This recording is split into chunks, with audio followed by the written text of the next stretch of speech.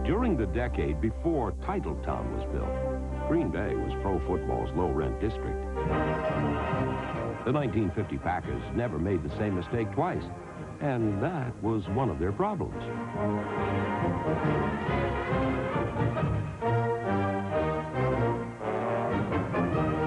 Throughout this era, the Packers frequently shot themselves in the foot, but what made them entertaining was the way they also saved plenty of ammunition for their foes. Packers pull off a prize play as Bart Starr passes to Billy Houghton. There's no doubt, and Houghton has New York Fountain as he hot-foots it for the New York goal and makes it for a 77-yard scoring jam. The tab is tied at 7-7. The Packers' style of football was not well choreographed, and they had to attend every dance wearing hand-me-downs. I needed a new jersey because I wore number 15 and the 1 was falling off, and instead of giving me a new jersey, they took a 25 jersey off, and they kept the 5 and they took the 2 off and they sewed a 1 over it and gave me number 15, so that was my new jersey. They were just very cheap, I'll tell you that, because they didn't buy anything new hardly for about 3 or 4 years there. We still were wearing the old leather helmets back in the early 50s. In Cleveland, they always say, what happens to a Cleveland Brown that's caught out after curfew? He becomes a Green Bay Packer. And that's what it was. You know, we were the farm systems for all the... When everyone got cut, we picked them up.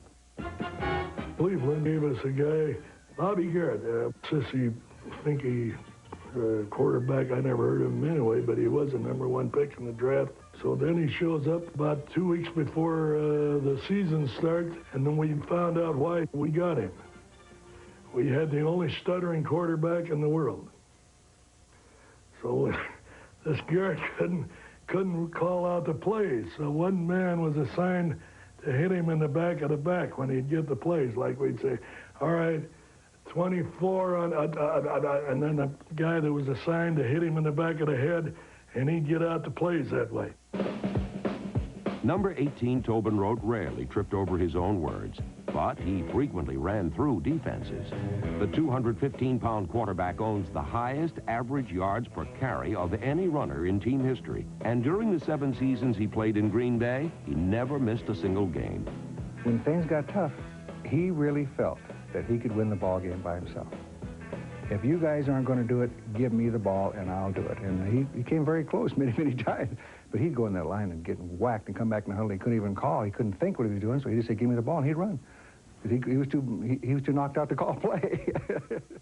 Another tough guy was Dick Aplex, better known today as professional wrestler Dick the Bruiser.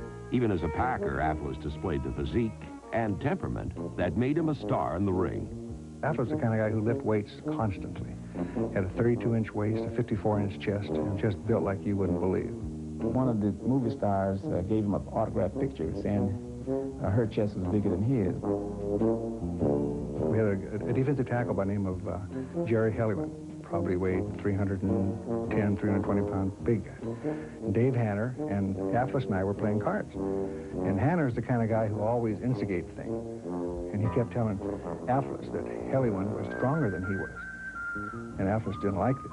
And so they had the beer cans. And, you know, at that time, the beer cans made out of metal. So Aplex grabbed the can and just crushed it. And so Kellerman grabbed it and crushed it. So Aplex took it long ways and crushed it. And Kellerman took it long ways and crushed it. Now, Aplex is just so mad he can't. He took the beer can and he went smash like this over his face. And you see the blood trickling down like that. He said, what do you think about that? And Jerry says, you win.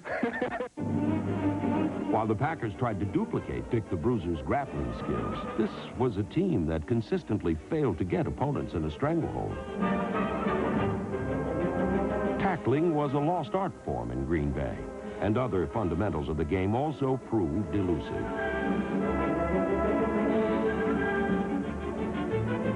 From 1950 through 1959, the Packers lost more than twice as many games as they won. Their reckless, off-the-cuff approach gave them the appearance of punch drunks at a wild party, and on one occasion, somebody crashed the festivities. We were at Forbes Field, and I was over the center, and I was in the middle of my count, and I hear this thud behind me. And I turn around, and somebody jumped on our fullback's back, who was Howie Ferguson, and the cops came and hauled the guy out. There was a drunk coming out of the stands. He jumped right on his back in the middle of the sequence there. The The Packers themselves never had much to celebrate, but off the field, the champagne flowed freely. We'd dance all night, drink all night. I remember one time I was getting in late, like 3 or 4 in the morning. I couldn't figure out how to tell my wife where I'd been, so I said, I know what I'll do. I'll get arrested. So I zipped up and down the street for about 2 hours, going 70 and 80 in the main street, and nobody would arrest me. I finally had to go home, and she divorced me because I was a slow arriver. The Packers were slow to join the NFL's Parade of Champions, but the 1957 dedication of a new stadium got them in step with modern times. The dedication itself was a star-studded event. If you aren't already, do you plan to be a Packer fan in the future? Oh, I certainly do. There's no doubt about that. I'm looking forward to that game this afternoon. Vice President Nixon and Marshall Dillon were familiar faces of the decade who were on hand to see the Packers do something decidedly unfamiliar, come from behind to win in the final minutes. The 1957 team went on to lose 9 of their next 11 games, and it would be 3 years before the Packers ushered in an era of excellence. But that, as they say, is another story.